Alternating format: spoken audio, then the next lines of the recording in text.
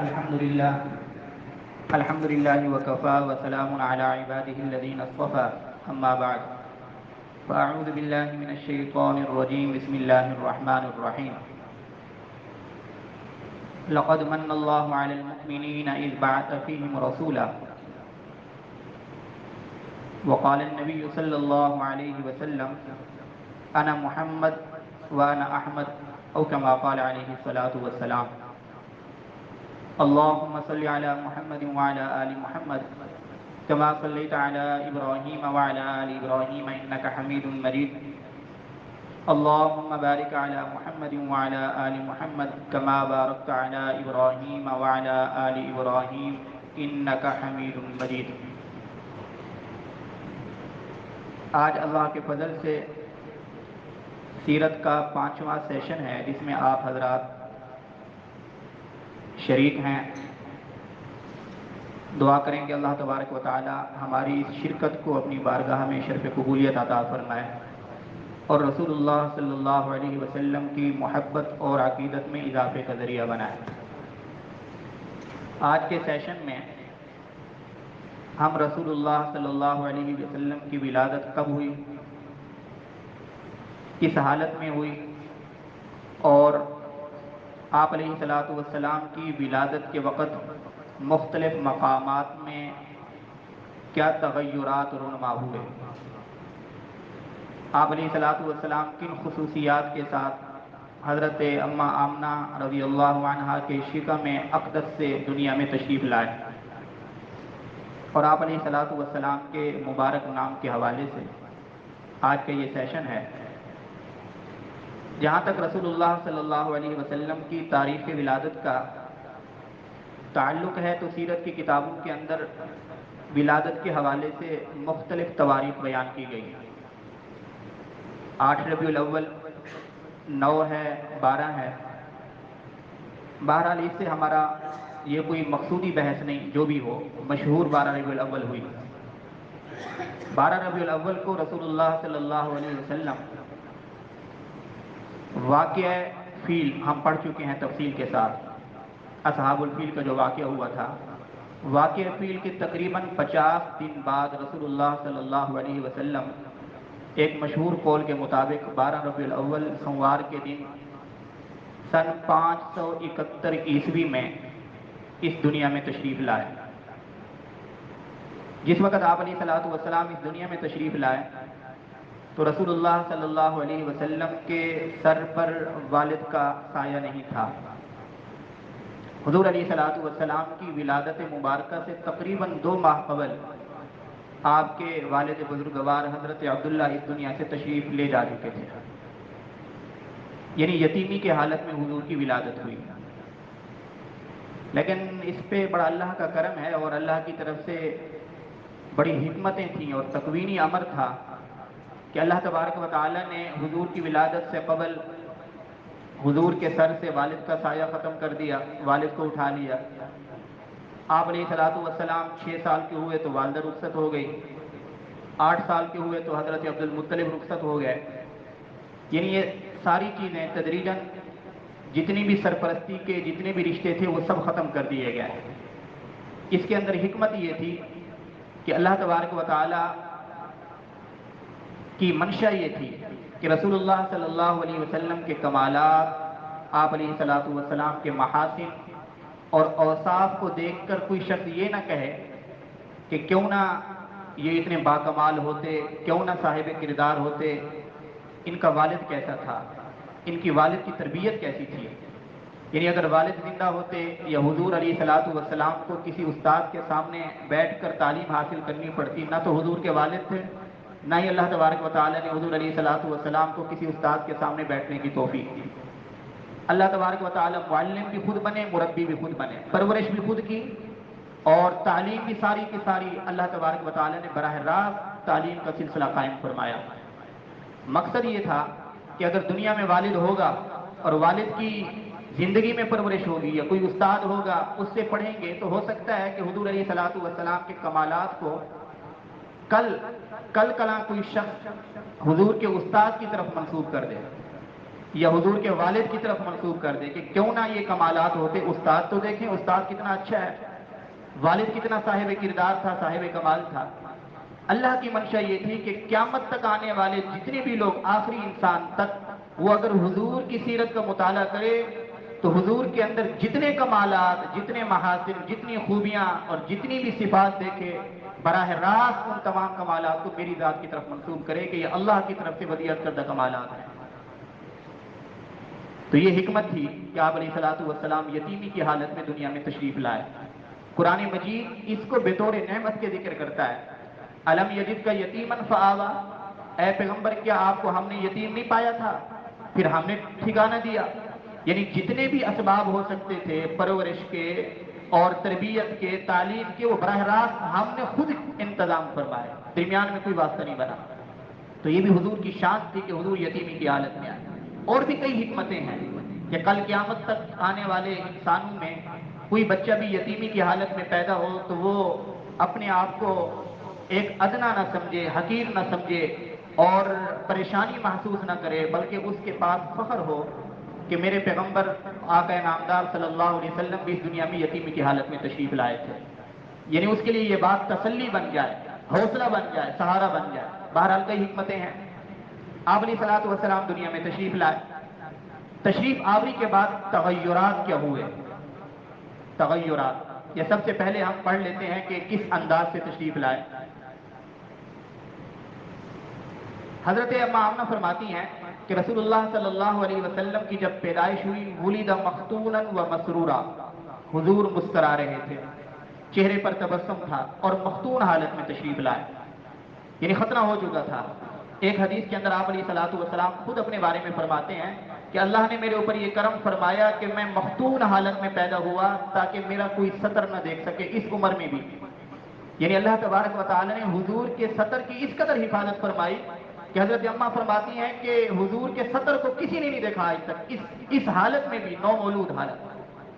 یعنی یہ بچہ جب ماں کے پیٹ سے پیدا ہوتا ہے، جتنا بڑا ولایت کے مقام پہ کل کو جائے، لیکن بچے کی اس عمر کے اندر تو خاندان والے بھی اس کا سطر دیکھتے ہیں، ماں دیکھتی ہے، سارے دیکھتے ہیں. حضور نے فرمایا کہ اللہ کو اللہ تبارک و تعالی کی منشا یہ تھی کہ میں جس محبوب کو بھیج رہا ہوں، پیدائش کے بعد بھی اس گھڑی کے اندر بھی میرے محبوب کے سطر کے اوپر کسی کی نگاہ نہ پڑے، اس لیے کہ یہ محبوب حیا کا پیغام لے کر آیا ہے، پاک دامنی اور عفت کا پیغام لے کے آیا ہے. کیسے ہو سکتا تھا کہ اس کے سطر کے اوپر کسی اور کی نظر پڑے؟ مختون حالت میں حضور تشریف لائے. حضرت اماں آمنہ فرماتی ہیں آپ علیہ الصلوۃ والسلام ناف بریدہ حالت میں تشریف لائے. ناف کٹی ہوئی تھی، بچے کی ناف ہوتی ہے، یہاں نالی ہوتی ہے، کاٹنی پڑتی ہے، خشک ہو جاتی ہے. آپ علیہ الصلوۃ والسلام جب تشریف لائے تو ناف بریدہ حالت میں، اور جسم اقدس پہ کسی قسم کا کوئی آلودگی، خون کا کوئی ذرہ، کوئی قطرہ، کسی قسم کی یعنی سمیل وغیرہ کچھ بھی نہیں. بلکہ حضرت بی بی اماں آمنہ فرماتی ہیں کہ جب حضور تشریف لائے بالکل پاکیزہ حالت میں، طاہر اور مطہر حالت میں، بالکل نظافت کی حالت میں، اور اس طرح تشریف لائے کہ جیسے آپ علیہ الصلوۃ والسلام کا ولود مسعود ہوا تو پورے کمرے کے اندر خوشبو پھیل گئی. آج بچے پیدا ہوتے ہیں، بدبو پھیل جاتی ہے، گندگی ہوتی ہے، انہیں غسل دیا جاتا ہے، نہلایا جاتا ہے، لیکن رسول اللہ صلی اللہ علیہ وسلم جنہوں نے پاکیزگی کی تعلیم دینی تھی، نظافت اور طہارت کی تعلیم دینی تھی، حضور علیہ الصلوۃ والسلام ماں کے پیٹ سے بھی پاکیزہ حالت میں اور نظافت والی حالت میں تشریف لائے. آپ حیران ہوں گے، سیرت کی بعض کتابوں کے اندر اور بعض روایات کے اندر ہے کہ حضرت اماں آمنہ رضی اللہ عنہا فرماتی ہیں کہ جب حضور کی ولادت ہوئی تو رسول اللہ صلی اللہ علیہ وسلم کو جب نیچے رکھا گیا تو اتفاق، یعنی تکوینی، اللہ کی طرف سے یہ تکوینی امر تھا کہ حضور اس حالت میں زمین پر تشریف فرما ہوئے کہ آپ علیہ الصلوۃ والسلام نے سجدے کی کیفیت بنا لی. ابھی پیدائش ہو رہی ہے، سجدے کی کیفیت میں حضور ہیں، اور آپ علیہ الصلوۃ والسلام کی شہادت کی انگلی آسمان کی طرف اٹھی ہوئی ہے. یہ اس بات کی طرف اشارہ تھا کہ اب وہ شخصیت اور اللہ تبارک و تعالی کی طرف سے وہ آخری پیغمبر آ چکا ہے جس نے پوری کائنات کے اندر توحید کا پیغام پہنچانا ہے. اس حالت میں رسول اللہ صلی اللہ علیہ وسلم تشریف لائے. یہ تو خصائص ہیں.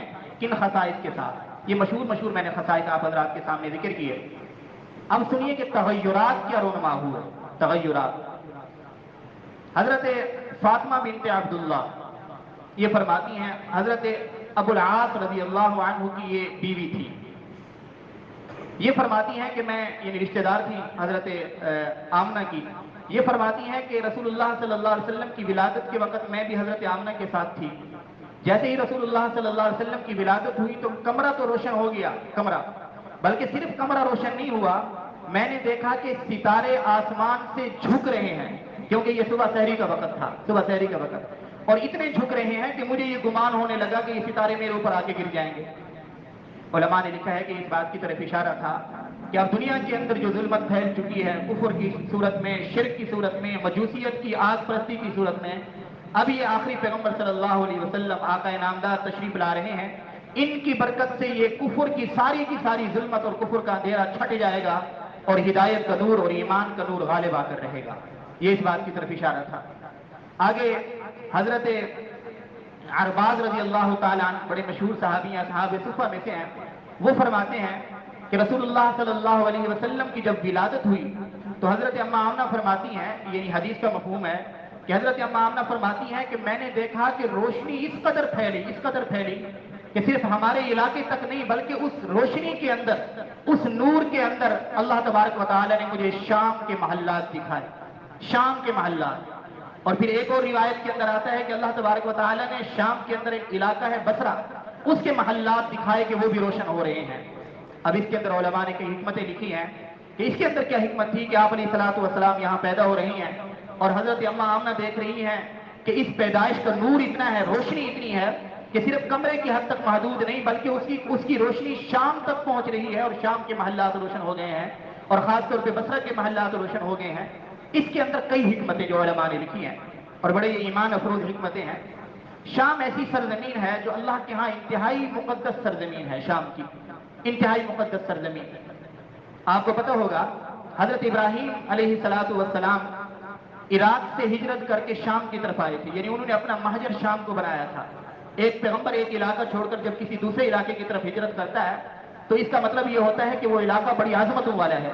رسول اللہ صلی اللہ علیہ وسلم مکہ سے مدینے کی طرف گئے تو یہ مدینہ کی عظمت کی نشانی تھی کہ حضور کی ہجرت گاہ ہوگی.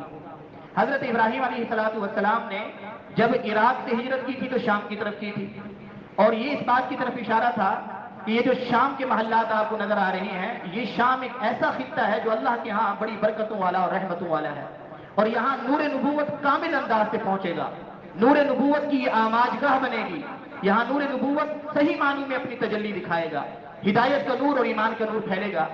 اسی برکت اور عظمت کی وجہ سے اللہ تبارک و تعالی نے سفر معراج کے موقع پر رسول اللہ صلی اللہ علیہ وسلم کو مکہ سے پہلے شام کی سرزمین تک سفر کروایا.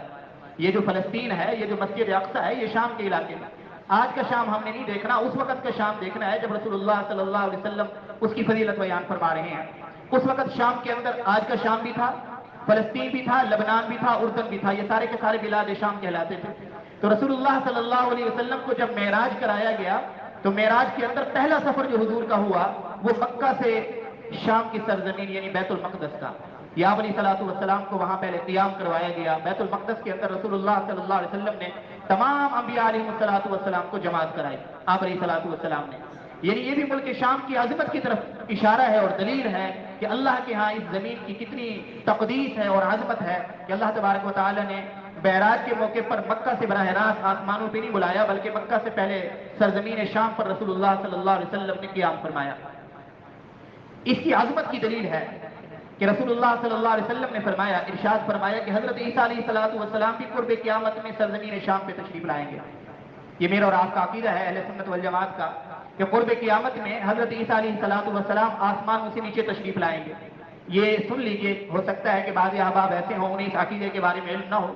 یہ میرے اور آپ کا ایمان ہے اور عقیدہ ہے کہ حضرات انبیاء علیہ الصلوۃ والسلام میں سے حضرت عیسیٰ علیہ الصلوۃ والسلام اس وقت بھی آسمانوں پر زندہ ہیں. قرب قیامت میں حضرت عیسیٰ علیہ الصلوۃ والسلام کا نزول ہوگا اور کیا ایمان افروز کیفیت ہوگی. آپ علیہ الصلوۃ والسلام نے وہ علامات بھی بتلا دی. علامات پڑھتے ہوئے بھی انسان کے ایمان کے اندر تزلزل آتا ہے اور کیفیات کے اندر ایک طرح کا جو ہے نا کیفیات کے اندر تزلزل آتا ہے. آپ علیہ الصلوۃ والسلام نے فرمایا کہ اس وقت تمہاری کیا شان ہوگی, تمہاری خوشی کا عالم کیا ہوگا جب تم اپنی آنکھوں سے دیکھو گے کہ عیسیٰ علیہ الصلوۃ والسلام آسمانوں سے دو فرشتوں کے سہارے ان کے کندھوں کے اوپر اپنے دونوں ہاتھ رکھ کر شام کے اندر جو دمشق ہے اس کی جو مشرق کی جامع مسجد ہے اس کے سفید مینارے کے اوپر حضرت عیسیٰ علیہ السلام کا نزول ہوگا. اس مسجد کے صحن کے اندر حضرت مہدی علیہ السلام نماز پڑھانے کے لیے تیار ہو چکے ہوں گے. مؤذن اقامت کہہ چکا ہوگا کہ اسی اثنا میں حضرت عیسیٰ علیہ السلام کا نزول ہوگا. اس وقت اہل ایمان کی کیا کیفیت ہوگی کہ کس شان کے ساتھ حضرت عیسیٰ علیہ السلام کا نزول ہو رہا ہے. فرمایا آپ علیہ السلام نے کہ اس حال میں نزول ہوگا کہ حضرت عیسیٰ علیہ السلام کے بال اقدس بالوں پر پانی ٹپک رہا ہوگا، یعنی گیلے بال ہوں گے حضرت عیسیٰ علیہ السلام کے. حضرت عیسیٰ علیہ السلام تشریف لائیں گے اور آ کر دجال کا مقابلہ کر کے دجال کو ختم کر دیں گے، اور عیسائیت کا جو نشان ہے صلیب اس کو بھی توڑ دیں گے. عیسائیت کا بھی خاتمہ، یہودیت کا بھی خاتمہ ہو جائے گا، جہاد ختم ہو جائے گا، اسلام کو غلبہ مل جائے گا. حضرت عیسیٰ علیہ السلام تقریباً 45 سال اس زمین پر رہیں گے. 45 سال شادی کریں گے، اس کی اولاد ہوگی. 45 سال بعد حضرت عیسیٰ علیہ السلام اس دنیا سے پردہ فرما جائیں گے، اور حضرت عیسیٰ علیہ السلام کی قبر روضہ اقدس میں بنے گی. یعنی آپ علیہ السلام کا جو روضہ مبارک ہے اس کے اندر ایک قبر حضرت آپ علیہ السلام کی، ایک حضرت صدیق اکبر کی، ایک حضرت فاروق اعظم کی، ایک چوتھی قبر کی جگہ بھی موجود ہے. اس چوتھی قبر کی جگہ پر حضرت عیسیٰ علیہ السلام کی تدفین ہوگی. کیا ایمان افروز کیفیات ہوئی ہے. بہرحال یہ آپ علیہ السلام نے بھی شام کے ملک شام کی زمین کی عظمتیں مختلف احادیث کے اندر بیان کی، اور فرمایا کہ حضرت عیسیٰ علیہ السلام کا نزول بھی اسی سرزمین پہ ہوگا. آپ حیران ہوں گے جب پڑھیں گے آپ کہ آپ علیہ السلام ایک موقع پر فتنوں کا ذکر فرما رہے تھے کہ فتنہ ہوگا، اور ایک قرب قیامت کے اندر یہ فتنہ ایک حاضر موت کا فتنہ ہوگا کہ وہاں سے آگ نکلے گی اور پوری انسانیت کو اپنی لپیٹ میں لے گی، بہت سارے لوگوں کو جمع کر دے گی. صحابہ نے پوچھا کہ اللہ کے نبی اس فتنے سے بچنے کا ذریعہ کیا ہے؟ اس وقت اگر ہم ہوں تو کیا کریں؟ یعنی صحابہ کے ایمان کا معیار دیکھیے کہ صحابہ حضور کی صحبت میں بیٹھ کر قرب قیامت کے فتنوں میں صحابہ کو ڈر لگ جاتا تھا کہ شاید ہماری زندگی میں فتنہ نہ آ جائے. آج ہم 1450 سال کے وقفے کے ساتھ دنیا میں آج ہم آئے ہیں. حضور کو گزرے ہوئے 1450 سال گزر گئے ہیں. آج بھی اگر ہم قیامت کے کسی فتنے کے بارے میں پڑھتے ہیں تو مطمئن ہو جاتے ہیں یہ تو قیامت کے وقت آئے گا، ہم تو محفوظ ہو جائیں گے. یعنی 1450 سال پہلے حضور جب قرب قیامت کے کسی فتنے کا ذکر کرتے تھے تو صحابہ تڑپ جاتے تھے کہ اگر یہ فتنہ ہماری زندگی میں آ جائے تو راہ مفر کیا ہے، راہ نجات کیا ہے، اس سے بچنے کا طریقہ کیا ہے. تو حضور علیہ السلام نے فرمایا کہ جو شخص چاہتا ہے کہ اس آگ کے فتنے سے بچے اسے چاہیے کہ وہ ملک شام کی طرف ہجرت کر جائے. یعنی کافی ساری احادیث مبارکہ ہیں جس سے معلوم ہوتا ہے کہ شام کی سرزمین بڑی عظمتوں والی ہے. اس لیے ملک شام کے جو محلات روشن دکھائے گئے حضرت اما آمنہ رضی اللہ عنہا کو، اس کے اندر یہ تمام تر بشارتیں تھیں، حکمتیں تھیں کہ یہ سرزمین نور نبوت اور نور ہدایت کا نور اس سرزمین پر پھیلے گا، اور آپ علیہ السلام کی جو ہے نا امت کے اندر قرب قیامت کے اندر حضرت عیسیٰ علیہ السلام کے ذریعے حضور علیہ السلام کے دین کا غلبہ ہوگا. ایک بات ذہن میں آتی ہے، شاید آپ میں سے کسی کے ذہن میں آئی ہو، کہ ہم کہتے ہیں کہ عقیدہ ختم نبوت کہ رسول اللہ صلی اللہ علیہ وسلم کے بعد اب کوئی نبی نہیں آئے گا. ہم یہ تعریف کرتے ہیں نا عقیدہ ختم نبوت کی. تو اب یہ حدیث میں آ گیا کہ حضرت عیسیٰ علیہ السلام تو آئیں گے قرب قیامت میں، تو ختم نبوت کا معنی کیا ہے؟ یعنی یہ سوال ہمارے ذہن میں آئے نہ آئے، لیکن قادیانی یہ سوال کرتے ہیں، اعتراض کرتے ہیں کہ اے مسلمانوں، تمہارا تو عقیدہ ہے کہ عقیدہ ختم نبوت کہ حضور کے بعد قیامت تک کوئی اور نبی نہیں آئے گا، پھر تمہارا دوسرا عقیدہ یہ بھی ہے کہ قرب قیامت کے اندر حضرت عیسیٰ علیہ السلام بھی آئیں گے، تو یہ ختم نبوت کے متعارض نہیں ہے یہ عقیدہ. تو اس میں یہ بات ذہن میں رکھیے کہ عقیدہ ختم نبوت کی صحیح تعریف اور جامع تعریف ہمارے ذہنوں میں ہونی چاہیے. عقیدہ ختم نبوت کی جامع اور کامل معنی تعریف یہ ہے کہ ہمارا عقیدہ یہ ہے کہ اب رسول اللہ صلی اللہ علیہ وسلم تمام انبیاء میں سے سب سے آخر میں آئے. نبوت اور رسالت کا سلسلہ اللہ تبارک و تعالیٰ نے میرے اور آپ کے محبوب حضرت محمد مصطفیٰ صلی اللہ علیہ وسلم پر کامل فرما دیا، تمام فرما دیا. اب قیامت تک حضور کے بعد کسی کو نئی نبوت نہیں دی جائے گی. قیامت تک کسی کو حضور کے بعد نئی نبوت نہیں دی جائے گی. یا دوسرا آپ یہ بھی کہہ سکتے ہیں قیامت تک اب حضور کے بعد کوئی نیا نبی پیدا نہیں ہوگا. جب آپ یہ جامع اور معنی تعریف کریں گے تو سارے اعتراضات ختم. حضرت عیسیٰ علیہ السلام جو آئیں گے ان کو تو نئی نبوت نہیں دی جائے گی، وہ تو پہلے سے اللہ کی طرف سے نبوت دیے گئے، نبوت سے سرفراز ہیں. اب آخری نبی تو حضور علیہ السلام ہیں، اس لیے حضرت عیسیٰ علیہ السلام کا تشریف لانا یہ ختم نبوت کے عقیدے کے منافی نہیں. اور دوسری بات یہ ذہن میں رکھیے کہ حضرت عیسیٰ علیہ السلام 45 سال اس سرزمین پر رہیں گے.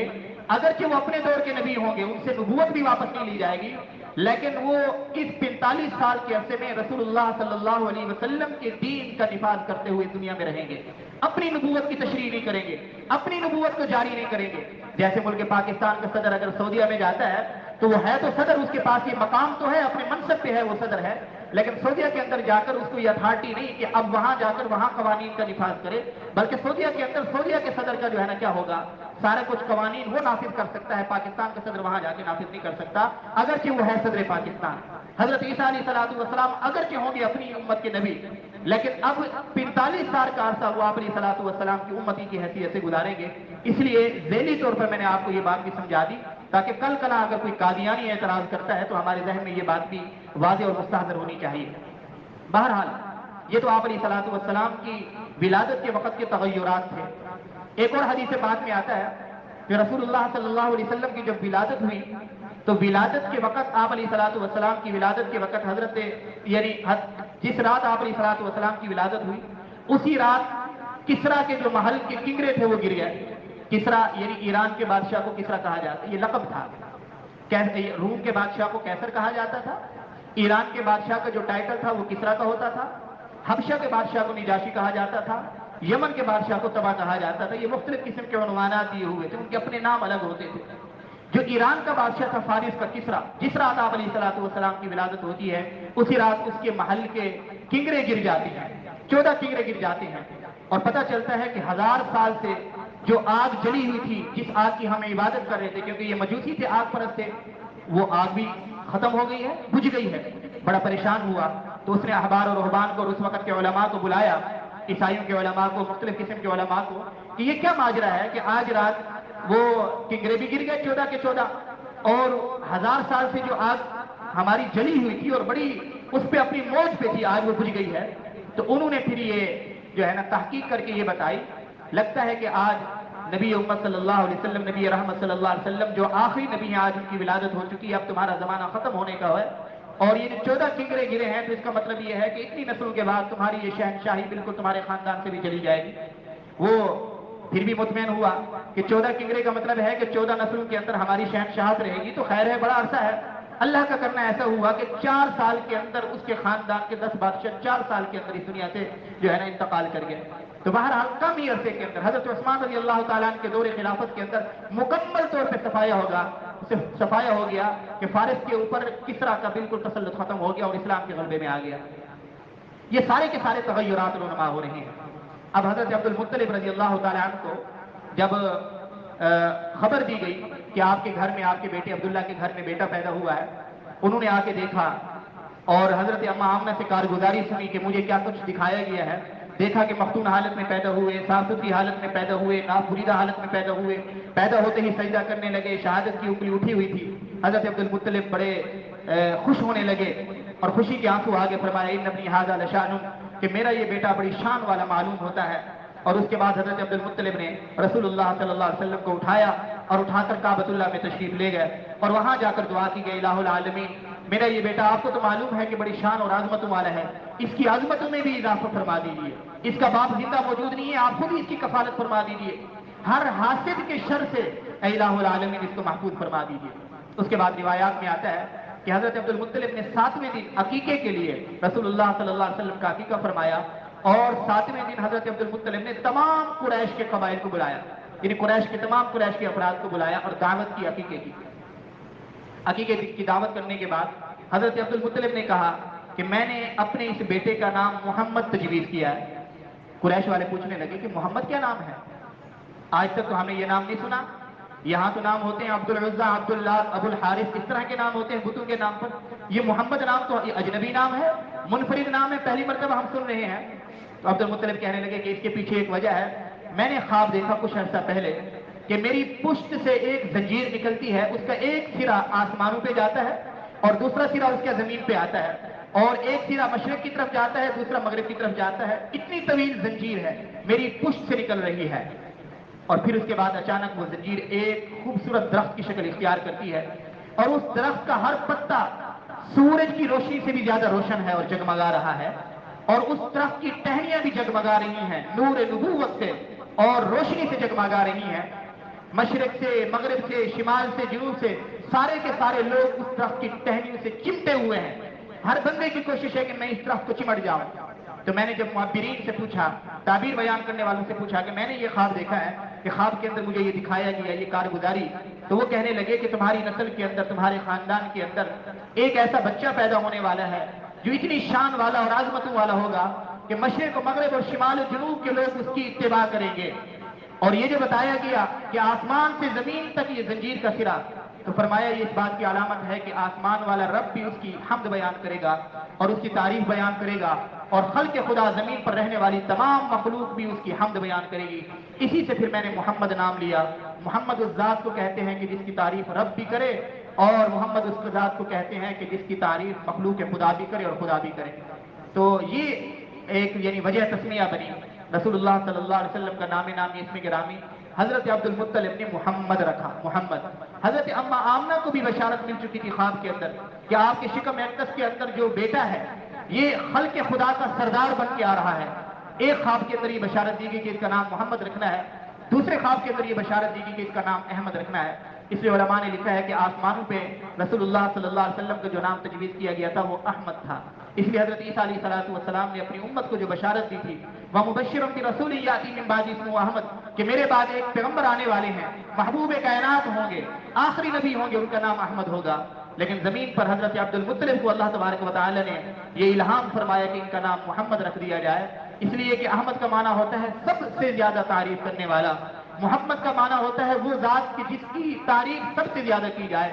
دونوں نام رسول اللہ صلی اللہ علیہ وسلم کے صادق آتے ہیں کہ اللہ کی تعریف سب سے زیادہ کرنے والی ذات بھی رسول اللہ صلی اللہ علیہ وسلم کی ہے، اور پوری کائنات کے اندر اگر خلق خدا کے اندر سب سے زیادہ کسی ہستی کی تعریف ہو رہی ہے کائنات کے اندر، خلق خدا کے اندر، مخلوقات میں سے، تو وہ صرف اور صرف محمد الرسول اللہ صلی اللہ علیہ وسلم کی تعریف ہو رہی ہے۔ یہ میرے اور آپ کے نبی کی شان ہے۔ اس شان کے ساتھ اور اس جلالت شان کے ساتھ، ان عظمتوں کے ساتھ میرے اور آپ کے محبوب آقا نامدار حضرت محمد مصطفیٰ صلی اللہ علیہ وسلم اس دنیا کے اندر تشریف لے آئے۔ دعا کریں اللہ تبارک و تعالی صحیح معنوں میں مجھے اور آپ کو حضور کا امتی بنائے، سچا امتی بنائے، کامل اتباع نصیب فرمائے۔ آپ علیہ الصلوۃ والسلام کی کامل عقیدت اور محبت اور اس عقیدت و محبت کے جو تقاضے ہیں اللہ ان سب کو پورا کرنے کی توفیق عطا فرمائے۔ وآخر دعوانا الحمدللہ رب العالمین۔